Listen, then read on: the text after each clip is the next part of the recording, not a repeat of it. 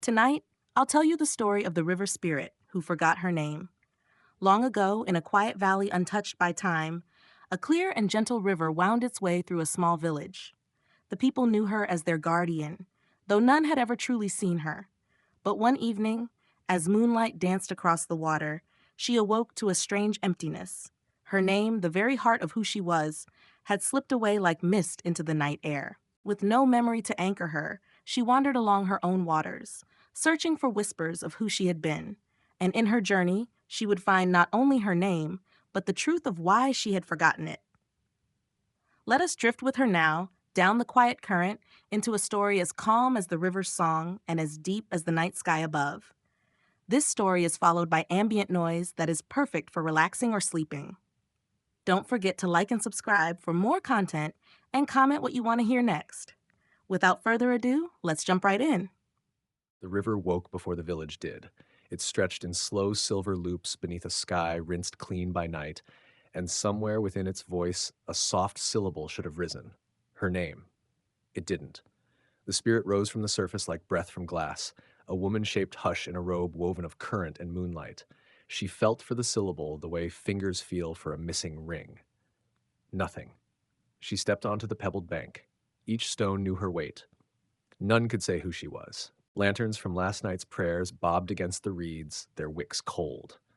"Tell me," she whispered to the nearest lantern, cupping it with a hand made of water. "What did they call me?" The lantern swayed and knocked against another with a papery sigh. Downriver, a water wheel turned in half sleep. Above, the wooden bridge wore a shawl of mist. The spirit walked toward both, her steps leaving wet crescents that vanished as soon as she passed. Wind moved through the cherry trees, and the petals, late survivors of spring, fell, bright as tiny memories that refused to arrange themselves into meaning. A heron took off from a sandbar and circled. "Old friend," she called. "Do you know me?" The heron croaked, banking once, then disappeared into fog. A thin fear entered her ribs. Not the fear of being alone, rivers are never alone, but of being unanchored.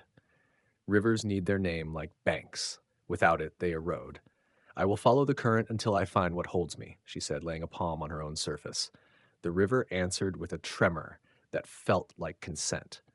And so, before the first human door thumped open, the spirit set out along herself, a pilgrim made of water, looking for the syllable that fit her mouth. The water wheel belonged to old Hako, who slept with one ear open for the pitch of the river, like a sailor in a house of flour.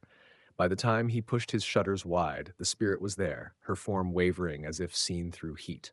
"Morning," Hako said to the river out of habit, then stopped. "Ah, it's you." He squinted. "Forgiven old man. Is it you?" "I am what you mean," she said. "What you cannot say." He nodded slowly, as if agreeing with weather. "Too early for riddles. Want steamed buns? I'll set one by the water," she smiled. The river lapped the sill. "Hako, you have called me by a name. Many times. When you curse the floods, when you thank the harvest." Hako frowned. "We have called you many things. Lady of Bends, Willow Mother, the Listener, but your true name?" He scratched flour into his hair. "There was a time we knew it. We sang it at lantern fall when the first cold comes. But, hmm." He drummed the sill, searching an empty cupboard in his mind. "Do you ever misplace a word, dear? It's on your tongue, but falls overboard?" "I have misplaced myself," she said simply. Hako's eyes softened. "Then you'll need someone who remembers better than an old miller." He gestured upriver. "Try the shrine keeper, little Aya. She keeps the book of names, or says she does." "Thank you." He placed a steaming bun on a wooden saucer and slid it toward the current. "For your journey," he said, embarrassed by his own reverence. The spirit lifted it without wetting the bread. "You treat me as if I were both guest and host." "You are," he said. "Now go, before the wheel thinks it's the only thing that turns here." The hillside shrine crouched like a cat in the trees. The steps were moss-thick. The bell rope smelled of rain. Aya, the keeper, was young enough to run and old enough to listen. When she saw the figure in the gate, her hands paused around a broom. "You've come," Aya whispered. "I dreamed you would." The spirit inclined her head. "You dreamed my face?" "I dreamed a river in the shape of a woman." She was looking for something she couldn't hold. Aya set the broom aside, reached for a lacquered chest, and drew out a thick ledger bound with hemp, the Book of Names. "We write the names of the land's guardians here," she said. so we remember when memory is winter. She opened to the river's section, an expanse of careful calligraphy and dried petals. A narrow blank yawned where a name should be, a scar of erased ink. Aya's mouth fell open. But I wrote it, she said. I wrote it last autumn. Someone has drunk it, the spirit murmured. Aya ran her finger along the blank, as if a raised seam might catch. There was a drought when I was small, she said slowly. My grandmother told me the stone emperor upriver hates forgetting. He hoards names in his caves like jars of rain. If a spirit loses hers, it gives him one less mouth to hear. The stone emperor, the spirit repeated. The syllables sat in her throat like pebbles, heavy and real. Aya's face set. If he took your name, he did not take your river.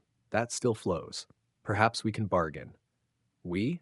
Aya shrugged into a brown coat, tied back her hair, and slung a pouch against her hip. The book forgot back, she said, tucking the ledger inside. If a book can lose a name, it can find one, but it might need someone to carry it into the cave. Child, the spirit said gently, it is dark there. Aya's smile was brief and stubborn. Then bring the river's light. They reached the ferry by noon, where a man with shoulders like stacked firewood coaxed an old boat from its post. His name was Tomo, though everyone called him Brother. He ferried people, animals, and rumors with equal care. Ah, Brother said, seeing Aya and the not-quite woman at her side. 2 passengers and a question. A debt, Aya corrected. We need to go upriver, past the Fork of Echoes. Brother's eyes slid to the water, which was unusually clear. You go hunting what's missing. You know? Aya asked. Brother pushed the pole into the silt. There's a hitch in the current today, like a song sung a beat late. He gestured them aboard. But upriver toll today is not coin. What then? Aya asked. An oath, he said simply. I carry many things, some sink. He looked to the spirit. Lady, if I carry you beyond the fork, will you carry us when we are old? The spirit's gaze softened and widened at once.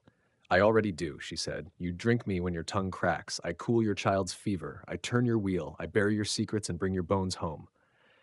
Brother nodded, satisfied. That will do.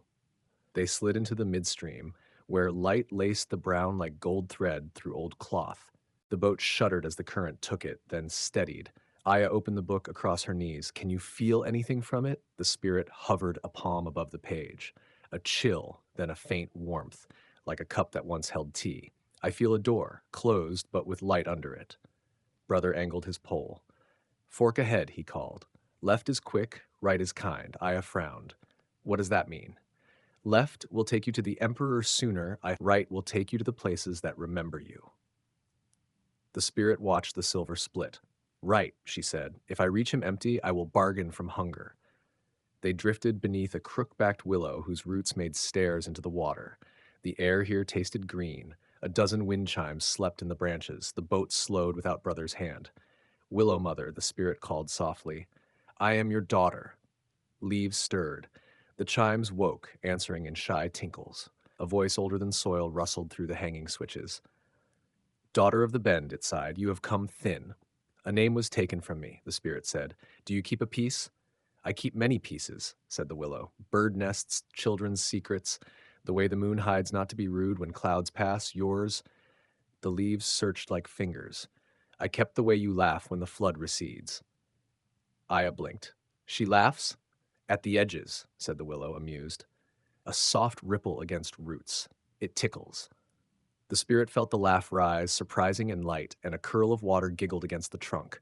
Something inside her clicked forward half a tooth. Thank you, she said, voice steadier. May we carry some shade? Always, said the tree. It dropped 3 long strands into the boat. Aya braided them into a rope, eyes bright. Brother pushed them on. Right was kind, he murmured. The spirit watched the willow recede. If my name is a woven thing, she said, we must gather every thread he did not steal. Good, Aya said, tucking the willow rope into her pouch, because the next keeper is not kind at all. The river narrowed through a throat of rock. Here the water darkened, and the banks rose as if to listen. A shrine jutted from a cliff face, barely wider than a doorway, with incense sticks burned to nubs. Aya bowed as the boat scraped a small landing. We seek passage, she called into the stone. We seek truth. A voice answered from within, layered like slate. Truth is heavier than boats. The spirit stepped onto the wet rock. Stone elder, she said, I have lost what roots me. Another of your kind may have taken it. Many take, the voice said, a low grinding, not unkind. We hold. This is our nature, to hold, but holding can hunger. Will you open? Aya asked. Silence, then a crack widened, breath of cold earth. They entered a narrow throat of glittering walls. The elder's presence was everywhere, a patient wait. Before I let you pass to the Emperor, the voice said, I must know you are not hollow. Answer. The spirit waited. What do you do when men build a dam? I slow, said the spirit. I whisper the old paths to the trickles that slip by, and I lean on the dam only in dreams. What do you do when a mother throws her grief into you? I carry it with the gentleness reserved for eggs and moonlight. What do you do when your own name is taken? The spirit closed her eyes. I continue, she said, and her words rang truer than the cave expected. The stone sighed, a sound like a landslide halted at the last moment. Pass, it said. But remember, the emperor does not hunger from need, he hungers from fear. They emerged into a pool where the river split again, this time so subtle even brother squinted. On the bank sat an old woman stringing river glass onto a cord. She didn't look up. Welcome to the Fork of Echoes, she said, as if greeting rain. I hear what you cannot. Aya hopped ashore. What do we owe you for listening? Only the truth that costs you nothing to say, said the woman. She lifted the cord. The glass clinked like tiny bells. Once the river carried a name that made fish leap. It fit under the tongue like a seed. After the drought, that sound thinned. The emperor sent his collectors, stone eels with jars in their bellies. They swam here on a night of no moon. The spirit's hands tightened. They were in me, and I did not know. You knew, said the woman, still threading. You were asleep with thirst. Aya glanced toward the right-hand flow, so slight it looked like light lazily choosing a path. Which way now? The woman pointed where no path was visible at all, a shimmer crossing rough ground. There, the path remembered you, so it hid. Brother grunted, impressed. Can a boat follow a memory? It can if a river asks it nicely, the woman said. She tied the last piece of glass, kissed the knot, and handed the cord to the spirit. For your voice, she said. When you find it, let it ring against this. The spirit bowed. How will I repay you? The woman smiled, revealing one tooth like a white pebble. When I die, carry me like you carry the others, slow in the shallow part so the children can keep up. I will, said the river, and meant it. Upriver lay the stone emperor's city, not built so much as revealed, a geometry of terraces coaxed from a mountain's ribs. Channels cut the stone into glittering lines. In each, a sliver of water trudged like a conscript. Statues shouldered jars that never emptied because their mouths never opened. At the gate stood 2 sentries in armor the color of wet slate. Their helmets were carved with river runes worn to smooth forgetfulness. State your name, one intoned. The spirit's silence was its own answer. Aya stepped forward. We come to seek what was stolen, she said, from the river who feeds your fields. The emperor holds what the emperor must, said the other. Names are dangerous in drought. Power hoarded is thirst that refuses to learn, Aya shot back. The sentries shifted, surprised by the small voice with sharp edges.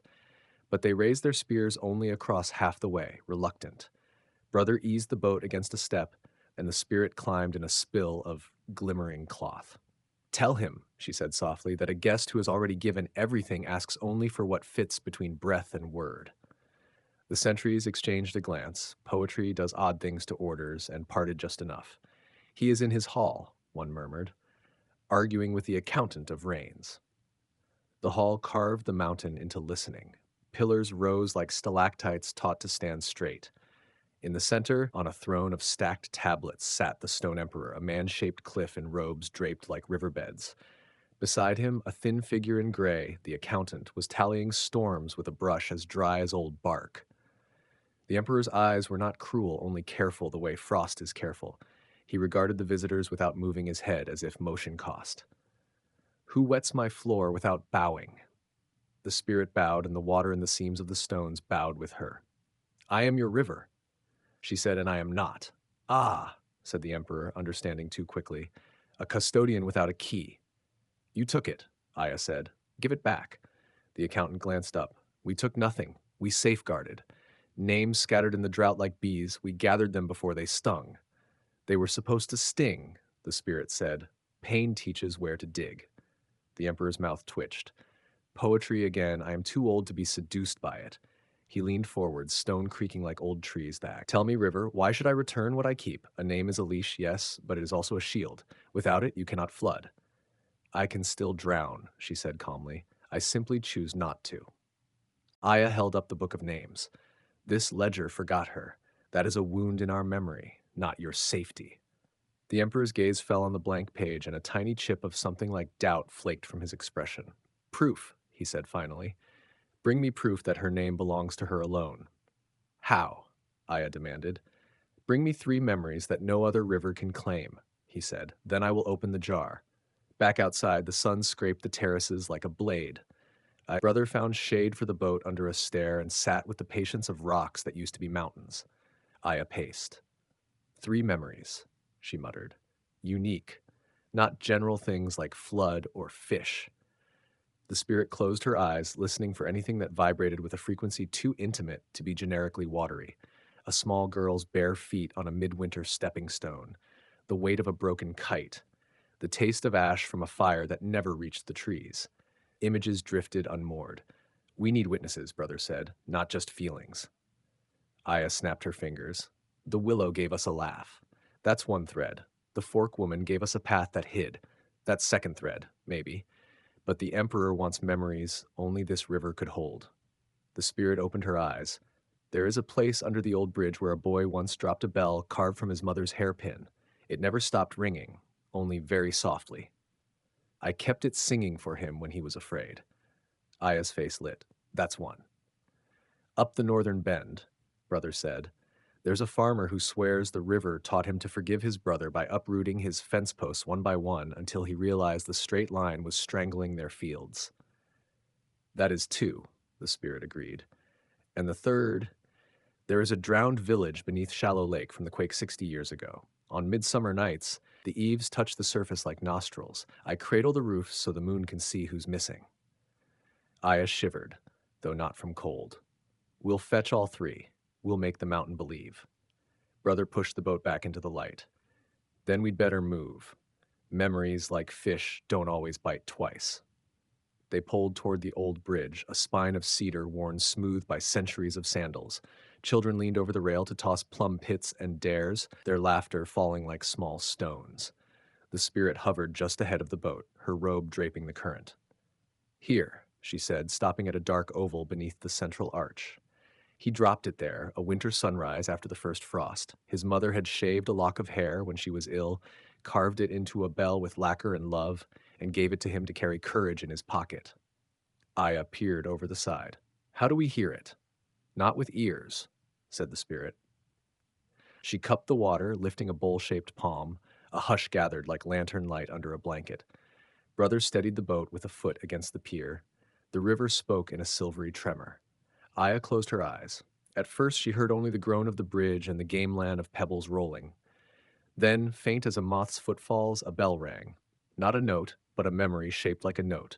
A boy whispering, I can, I can, I can, into the cold. It's still ringing, Aya breathed. It never stopped, the spirit replied. He grew, left, returned with his son, and forgot to remember, yet the bell remembers him. Aya opened the book of names to a blank page and wrote, Under Old Bridge, a harebell rings for courage. She blew on the ink to dry it like a mother drying a child's hair. Brother slid a hand into the water, old knuckles stinging with cold. Can we fetch it? It belongs where it is, the spirit said, but we can carry its tone. She threaded the fork woman's glass cord through the water's lifted bowl. The beads answered with a soft chime that braided itself to the submerged ring. Aya nodded, eyes damp. First memory, brother murmured. A bell that never stops because fear never stops either, only changes its coat. By afternoon, they reached the northern bend where the fields stepped down to the river like green theater seats. 2 men in straw hats argued near a line of posts that slashed the land into stubborn rectangles. That must be them, brother said. Katsu and Ren, brothers who inherited a grudge with the soil. Aya called out, Sirs, which of you learned to forgive because the river stole your fence? Both men turned, mouths half open to protest. Then Katsu squinted at the spirit and closed his mouth. You, he said softly as if greeting a ghost. Ren rubbed his neck. We drove the posts straight, just like father said. Each rein, 3 would loosen. We blamed each other. We hammered harder, cursed louder. He pointed at the bend. She, he faltered, searching for a name. She took them. One by one, we'd wake to find a post floating like a thumb. Katsu shuffled, embarrassed. I followed the line she left in the mud. It curved like a shoulder being offered. He traced the shape with his foot, sheepish. I tried it. The water rested there, instead of fighting. So did we. The spirit let her robe drift over the line where posts had learned humility. You listened, she said, and so did the field. Aya recorded, at North Bend, 2 brothers forgave when the straight line failed and the river drew a soft rightness. She looked up. Did you call her by name? Ren's face creased. We did. What was it? He opened his mouth, and the word ducked away like a fish. He swore under his breath, ashamed. I knew it yesterday, he whispered. The spirit touched their boots with a ripple. No shame. Names trapped in jars make even strong tongues slip.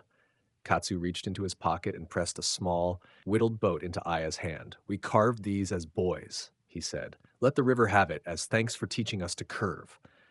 Aya set the toy afloat. It spun once, chose a direction, and bobbed away, freed from maps. Evening found them at Shallow Lake, wide as a sigh, with reeds combing the wind and dragonflies stitching green and gold. In its center, the water gleamed pewter. The spirit stilled and the lake stilled with her. Below, she said, and the word itself seemed to bow. Listen with moonlight. Aya waited, letting the slow dark climb up the hills. When the moon rose, round and courteous, faint shapes lifted against its mirror. The tilt of a roofline, the angle of a gate, the ribs of a shrine washed centuries thin. I cradle them each midsummer, the spirit murmured. Otherwise the old wood yawns and forgets to breathe. Brother took off his hat. Who lives there now? Names, the spirit said. And a few stubborn echoes, a woman calling in a voice hoarse with hope, a dog who refused to leave the threshold, a flute that loved 2 songs and mixed them until the village made a third. Aya dipped her fingers, letting the lake kiss them cool. In the book she wrote, beneath Shallow Lake, rooftops lift to the moon and are held like sleeping infants for counting. A breeze crossed. The lake exhaled. From below came the barest brush of reed against beam, the underwater equivalent of a parent checking a door. Aya's chest tightened with a sadness that wasn't crushing, just precise. Third memory, she said, voice thick. The spirit nodded, gaze far. When I hold them, I remember that forgetting can be kind, but it must be chosen.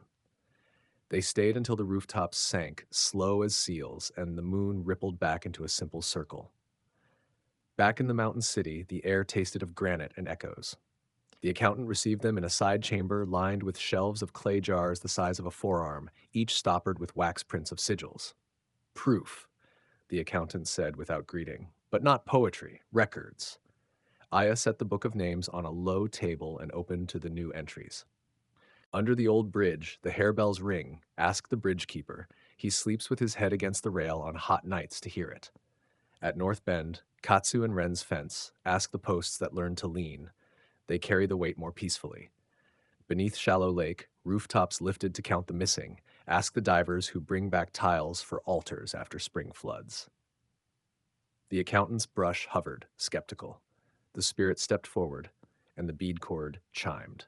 The delicate noise braided with a thread of sound only she heard, the harebell's stubborn courage. The accountant's head tipped, surprised by a sensation like a house of smell suddenly finding you. In our ledger, they murmured despite themselves, we have a report. Fence posts found downstream, always in odd numbers. And the divers, yes, we tax their fines. A thin smile. Even grief pays. Aya bristled, but the spirit touched her arm. We have brought 3 memories, 3 keys for 1 lock. The accountant's eyes roved the shelves, sleek with habit. The emperor will want his own hearing, they said, and he will ask a 4th thing, what you are willing to forget to remember yourself. Aya stiffened. That's not part of the bargain. It is part of his fear, the accountant replied, voice almost kind. He will ask because he cannot imagine remembering without losing something. They led the trio toward the hall, the jars whispering as they passed, clay against clay like teeth chattering in a perfectly preserved winter. The hall was darker now, lamps counting time in thin flames. The emperor sat as before, a boulder pretending at manhood. Aya presented the book. Brother stood at her shoulder like a tree that chose this place to grow. We return with 3 memories, the spirit said. No other river can claim them. The emperor signaled. An attendant brought a tray holding 3 small stones, each carved with a sign, a bell, a curve, a roofline. The emperor touched each, and they warmed slightly as if accepting the fingerprints of truth. He exhaled long, reluctant. Very well. He gestured to a high shelf where a jar rested beneath a veil of dust. Its seal was stamped with a wave sigil that made Aya's teeth ache to see. The emperor stood, stones groaned, but did not reach for it. Before I unstopper this, answer me. What will you surrender to keep what is yours? The spirit held his gaze, calm as floodplains. I will surrender the ease of being nameless. Not enough, the emperor said. Aya stepped forward. She'll surrender the right to be angry. The spirit shook her head. Anger keeps children safe when dams break. Brother cleared his throat. She'll surrender privacy. Rivers have none. The emperor's eyes narrowed. You bargain with her body like fishermen. The spirit lifted her hand, and I will surrender the habit of forgiveness when it is used to trap me. Silence pooled. The emperor's expression cracked. There, a fissure of respect. That cost you to say, he muttered. It will cost me to live, she replied. He reached, heavy and precise, and took the jar down. The wax seal shone like old honey. He pried it loose with a small jade knife. The room's air leaned forward. When the stopper eased free, a single, clear syllable rose like a bubble and burst, too soft for human ears, loud enough to tilt the river's spine. It wasn't a sound so much as a shape that fit the mouth and mind at once. Aya felt it brush her lips like a kiss she had been promised at birth. Brother felt it settle on his tongue like the first sip after hard work. The accountant blinked, pen paused as if numbers suddenly had taste. For the spirit, the syllables slid into place like water returning to its bed after being held in cupped hands too long, relief edged with ache. She inhaled and felt her banks thicken. She exhaled and felt 100 tiny tributaries purr. The emperor watched, unreadable, as the jar emptied of light. Speak it, he commanded. The spirit did, and the hall brightened half a tone. The name moved through stone like rain through dust. The dust rose in thanks and then settled where it should. Aya repeated it, shy and reverent, and the book of names took the ink smoothly this time, as if the paper had spent months fasting for this meal. Return what you hoarded, the spirit said, gentle but not small. The emperor's jaw tightened. I keep names for a reason. The accountant looked at their shelves, at rows of sealed silences. Perhaps we keep them differently, they murmured, catalogued and borrowed, not caged. The emperor made a sound like a landslide, halted with both hands. We will discuss. He lifted a palm toward the river. You have your name. Leave my city. Aya bristled. The spirit nodded. We will go. She turned, robe trailing a brightness only brother saw. As they reached the doors, the emperor called after them, voice less granite. River, he said, tasting her reclaimed syllable, almost grateful. If there is flood this autumn, send word. I will, she answered, and I will expect you to listen. They slid back onto the current, which greeted the spirit like a dog greeting a soldier home. Dignified, then undignified, all at once. The bank seemed to lean closer. The heron bowed like a professor who'd been right. Aya couldn't stop saying the name, rolling it in different moods, curious, singing, whispering. Each time, the river answered, not with words, but with a feeling like a friend turning toward you before you speak. Feels heavier and lighter, brother said, rowing with a pleasure he'd forgotten he'd lost. Heavier with duty, the spirit said, lighter with truth. She slipped a hand into the water and felt messages arranged in her currents like reeds used to spell apologies. Thank you for the cool night. Forgive our bucket. We left a ribbon on your willow. At Willow Mother's Bend, the chimes woke without wind. Daughter of the bend, the tree rustled. You are yourself. I am, the spirit said, and her laugh against the roots tickled both of them. Names return debts, Willow Mother warned softly. Someone will come to collect. Who? Aya asked. Not the emperor, the willow said. A woman with a jar that never fills and a voice like dry reeds. She calls herself Keeper of Thirst. Brother's hands paused. What does she want? What everyone who fears wants, the willow sighed. Company. The spirit looked downriver where a bruised dark line lay on the horizon. Let her come, she said quietly. We carry shade. They met at twilight where the river pinched between 2 black stones that looked like kneeling oxen. The Keeper of Thirst stood on the left bank. a tall, angular figure dressed in crackled lacquer the color of drought. Her hair fell in stiff, dry ropes. At her hip hung an earthen jar bound in iron wire. "You stole from me," she said without raising her voice, and the reeds snapped in her tone. "I reclaim myself," the spirit replied. The keeper's mouth tilted. "The Emperor is weak. He forgets that naming leashes. I keep leashes for a reason." Aya stepped forward. "You hoard names to control floods, but you flood the land with fear." The keeper ignored her. "River, your name has a bend in it that makes men trust you. Dangerous." She tapped the jar. "Give it back. I'll keep it safe." "Safe from whom?" Brother asked. "From you," she said simply. The spirit's waters chilled, a clear cold that did not bite. "I will not live small to make you comfortable." The keeper lifted the jar. "Then I will drink you." She tipped it, and a ribbon of the river leapt upward, dragged like silk by a cruel hand. The spirit flinched, shocked but steadied. Aya threw the willow rope. It arced, green and brave, lashing the jar's lip. The glass cord around the spirit's wrist chimed like an alarm. The shocked brother dug his pole into the bed and heaved. "Names are not snares," Aya cried, pulling. "They are bridges," the keeper hissed. "Bridges collapse." She yanked. The jar cracked, a hairline shim. A single drop escaped and fell back into the river, ringing against the memories threaded there.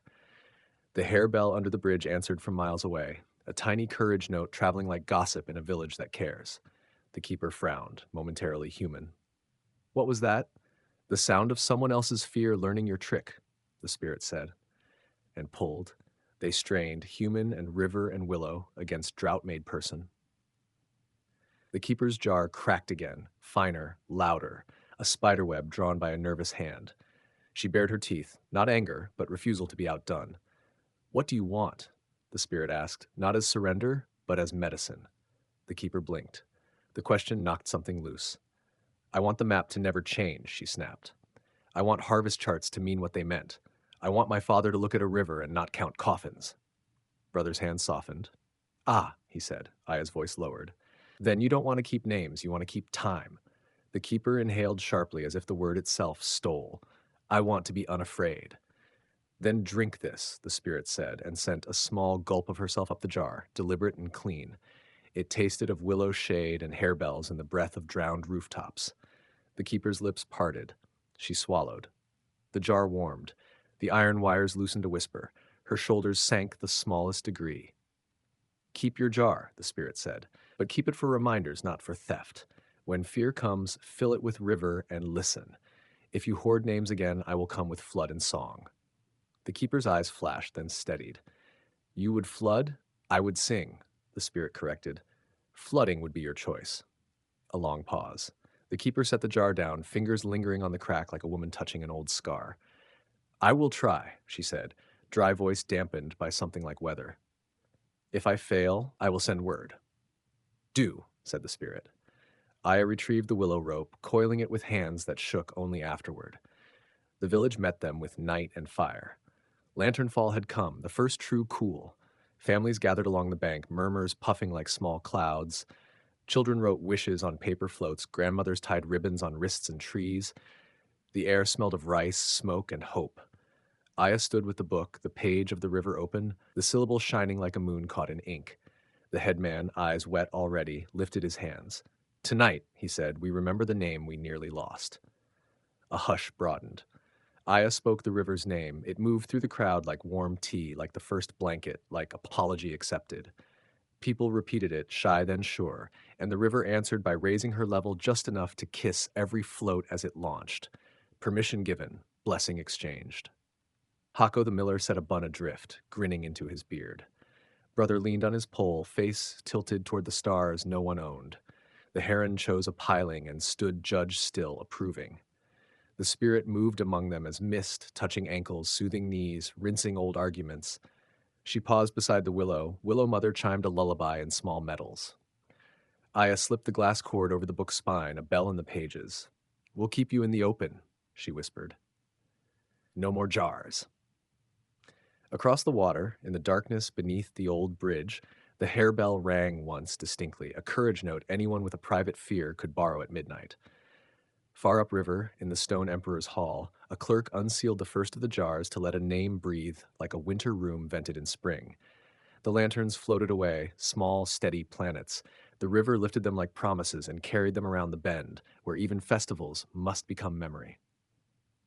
And inside her banks, the spirit held fast to her reclaimed syllable, not as a leash, not as a crown, but as a simple, exact fit, rain on stone, finally itself. Morning brought a hush that tasted of ash and sweetness, the kind left by festival fires. Paper scraps clung to reeds, the water wore faint colors where dye had bled from lantern silk. Aya sat on the mill steps, the book on her knees. Feels lighter today, she said, like the river's been exhaling all night. I have, the spirit answered, her voice low and slow, the way morning voices are. Names weigh differently than silence. Hako came out with tea, muttering about flour and dew. He paused to listen, as if the river's tone had changed. You sound awake, he said. I am, she said simply. Aya dipped her brush and wrote, Lanternfall, the night the river's name returned to her banks. She set the brush aside, careful not to let the moment smear. Brother appeared from upriver, pole over his shoulder. Not to ruin a calm morning, but the keeper of thirst was seen heading for the drought fields. She might try to twist her new lesson into law.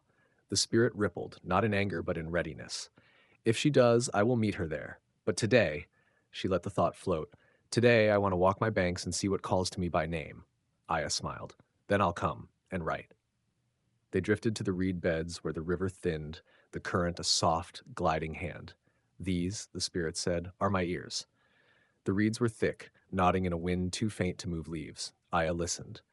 The sound was not random rustle. It was patterned, like syllables rearranging. What are they saying? She asked. The spirit closed her eyes. They speak of a child who fell in last spring and was carried half a mile before being lifted by a fisher's net. They still shiver when they recall her small fingers clutching their stems. Aya touched one reed. Do they remember your name? They say it with the S softened, the spirit murmured, as if afraid to wake sleeping fish. Brother leaned in from the boat. Reeds are like old soldiers. Speak little, remember everything. Aya wrote, the reed beds recall rescues and pronounce the river's name as though tucking it in. The spirit let her robe brush their tips. Ears must be thanked, she said. Otherwise, they fill with weeds. The reeds swayed as if agreeing. Around a wide bend lay two stones leaning toward each other, almost touching but never quite. They were taller than a man and streaked with moss. Lovers, Aya guessed. They fell from the same cliff, the spirit said, rolled here during a quake. They tell each other stories every night. Aya laughed. Stories of what? Of the cliff, the spirit replied, of how it felt to be tall and joined before falling, taught them to value leaning. Brother chuckled. People come here, don't they, to leave offerings? The spirit nodded.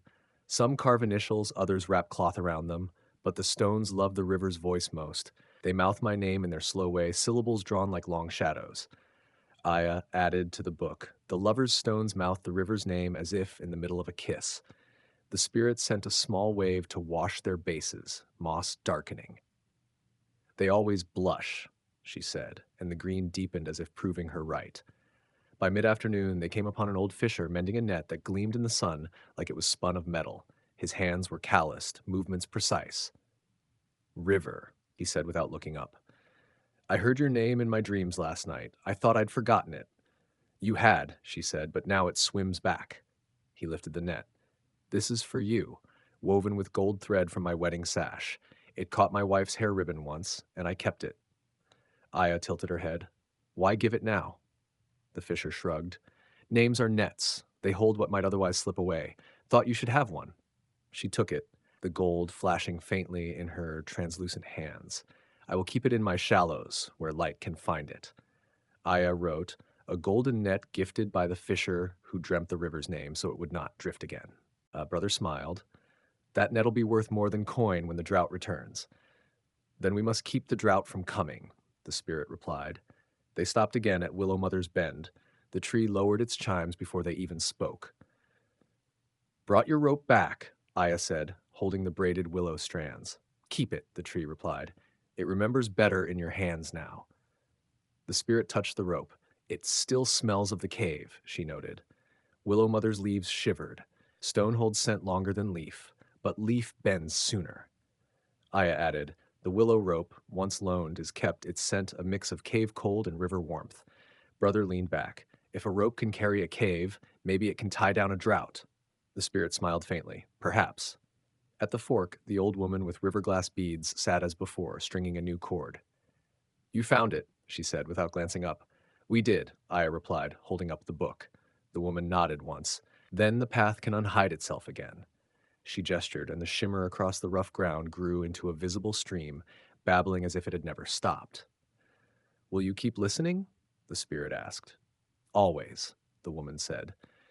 Names change their clothes often, but their bones stay the same. I'll tell you if yours limps again. Aya wrote, The forkkeeper promises to watch the river's gate. Brother grinned. You've got a watchwoman now. The spirit inclined her head. I have many. They returned to the old bridge at dusk. The harebell still rang, steady and small. This time, though, its tone matched the syllable of the river's name, perfectly tuned. Aya listened, smiling. It learned you back. The spirit sent a ripple under the bridge, not enough to sway it, but enough to touch the bell. It was always brave, she said. Aya added, The harebell's courage note now matches the river's own name, as if standing in chorus. Brother leaned on the railing. Feels like we're tuning an instrument. We are, the spirit said, an old one. The brothers at North Bend were there again, leaning on hose, watching the curved fence line. She's got her name now, Katsu said. Sounds like when you say it, the weeds step back. Ren nodded. We sleep easier. Aya noted. At North Bend, the fence leans in peace, the river's name making weeds hesitate. The spirit walked along the curve, sprinkling her robe's edge over the soil. May your rose grow without quarrel, she murmured. The brothers touched their hats in thanks. They visited the drowned village again, this time under full sun. The roofs did not rise, but the spirit whispered to them. They rest now, she said. They know I will remember. Aya wrote, The drowned village rests easier, knowing the river's name has returned to its keeper. Brothers scanned the lake's stillness. Peace looks boring until you've had the other thing. The spirit agreed. By journey's end, they sat together on a sandbar as the sky dimmed. The book lay open, full of fresh ink. You've got your name, Aya said. You've got your memories written. What now? The spirit watched the current pass. Now I carry them forward, and when someone forgets, I will lend the name until it returns. Aya smiled. Like lending shade. Like lending shade, the spirit agreed. The heron called once, far off. Lantern light from the village began to blink awake. And the river, whole again, flowed on. They reached the farthest stretch of the valley, where the river's arms narrowed and thinned. The earth cracked like old pottery. Wind moved over the land without lifting dust. There was nothing left loose to lift. This is where the Keeper of Thirst lives, Brother said, scanning the horizon. No, the spirit murmured. This is where she works.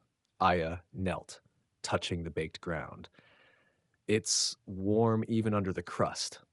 The spirit pressed her hand into the soil, and a faint dampness came to her palm, trapped deep below. There's still water, she said, but it's locked away by fear. From a low rise, the keeper appeared, her cracked lacquer coat creaking. The jar at her side looked heavier than before. You came, she said. You called, the spirit replied. The keeper's eyes flicked to Aya. I told the emperor I'd keep your name safe. He laughed. But these fields don't laugh. They wait. Will you help me unlock them? Aya frowned. If you do this, why keep the jar at all? Because, the keeper said softly, I don't yet trust my own hands to be empty. The keeper led them to a place where a single withered tree cast a shadow too short for its age. Beneath its roots, she tapped the ground with her boot, hollow. This was a spring, she said. I closed it after the last drought. Too many took too much. Closing a spring is closing a mouth mid-prayer, the spirit said. The keeper handed her the jar. Pour it back, if you're so certain. The spirit opened the jar's crack and let a thin ribbon of herself seep out, black, curling into the dry soil. Aya watched the ground shiver, then darken. A smell rose, fresh stone and rain. Brother grinned. That's it. You've woken it. The keeper knelt, pressing her hand to the damp. It's not angry, she murmured, almost surprised. Aya wrote, At the drought fields, the river poured herself back into the spring, waking it without stirring wrath. The spirit handed the jar back. It will hold less now, she said. So will your fear.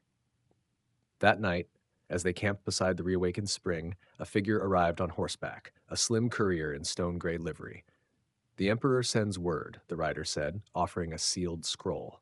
Aya broke the seal before Brother could grumble about manners. She read aloud, "The jars will be opened, one each new moon, until all names are returned or remade. The river's is the first. Let her know the stone listens now." The spirit felt the words settle in her banks. He has chosen to listen. That's harder than hoarding. The courier bowed. "I'm to witness your reply." "Tell him," the spirit said, "that I will flood his fields with good harvests if he keeps this promise, and if he does not, I will flood them with his forgotten reflection." The courier swallowed, nodded, and rode into the dark. In the days that followed, the keeper stayed near the spring, watching how the river tested its edges without taking more than the ground could give. "You measure every mouthful," she said one morning. "I measure trust," the spirit corrected. "Mouthfuls follow." The keeper touched the jar at her hip. "Then measure me. Tell me when I take too much." Aya looked up from the book. "And will you listen?" The keeper's lips twitched. "I'm learning to." Brother chuckled. "Might be the first drought spirit I've seen who admits that." Aya added, "The keeper of thirst remains by the spring, asking to be measured in trust rather than water." They brought the keeper to Willow Mother's Bend. The chimes trembled at her approach, wary but not hostile. "She carries a jar with my daughter's echo in it," Willow Mother said. "She returns it now," the spirit replied. The keeper opened the jar fully. A thin mist lifted, spiraled into the branches, and vanished. The chimes sighed. "I took it to keep her from drowning us," the keeper said. "I see now I was drowning her instead." Willow Mother dropped a single golden leaf into the keeper's palm. "Plant this when you trust rain again." Aya wrote, "The keeper receives a golden willow leaf, a seed of trust." That evening by the fire, Brother told a story Aya had never heard, how as a boy he'd fallen into the river during a night crossing, heavy with soaked clothes, sure he'd sink. "But she lifted me," he said, looking at the spirit. "Carried me like a boat carries a flame, without letting me see the current below." Aya turned to the spirit. "Do you remember?" "Yes," she said, "but I didn't know his name then, only his heartbeat." Aya wrote, "The ferryman was once carried like a flame by the river herself." The keeper brought her jar to Aya. "Write in it," she said. "In it?" "Yes. Words. Names I've been given willingly, so I remember they aren't mine to keep from their owners." Aya smiled and began with her own name, writing on a slip of paper and placing it inside. Brother followed, grumbling about sentiment but smiling after. The spirit lowered her own syllable onto paper, folding it small. "Now it's a reminder," she said, "not a prison."